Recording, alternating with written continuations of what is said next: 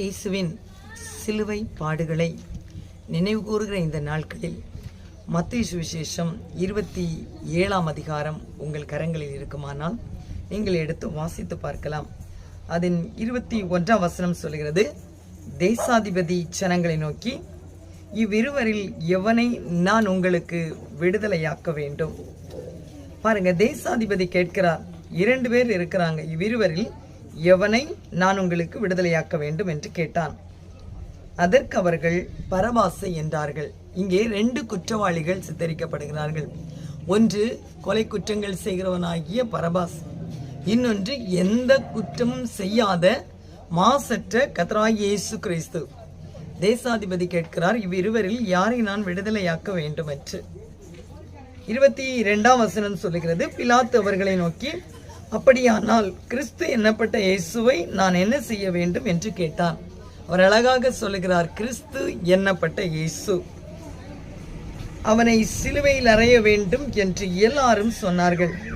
தேசாதிபதியோ, ஏன் என்ன பொல்லாப்பு செய்தான் என்றான். 23ஆம் வசனம் சொல்லுது, ஏன் என்ன பொல்லாப்பு செய்தான்? அதற்கு அவர்கள் அவனை சிலுவையில் அறைய வேண்டும் என்று அதிகமாய் கூக்குரலிட்டு சொன்னார்கள். இதுதான் குற்றமறியாத இயேசுவை சிலுவையில் அறைவதற்கு காரணம்.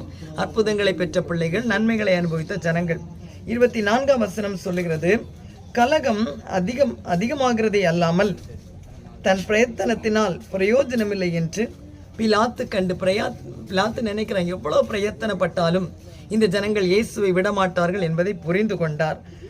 கண்டு அவர் என்ன செய்தார் தெரியுமா?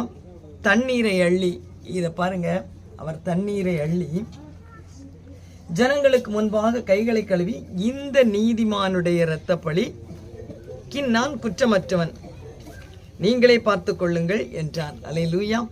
இந்த நீதிமானுடைய இரத்த பழிக்கு அவர் பெற்றுக்கொள்ள தகுதி இல்லை என்று சொல்லி தன்னை கை கழுவி விட்டுவிட்டார். ஆனால் 25ஆம் வசனம், அதற்கு ஜனங்கள் எல்லாரும் இவனுடைய இரத்தப்பழி எங்கள் மேலும் எங்கள் பிள்ளைகள் மேலும் இருப்பதாக என்று சொன்னார்கள்.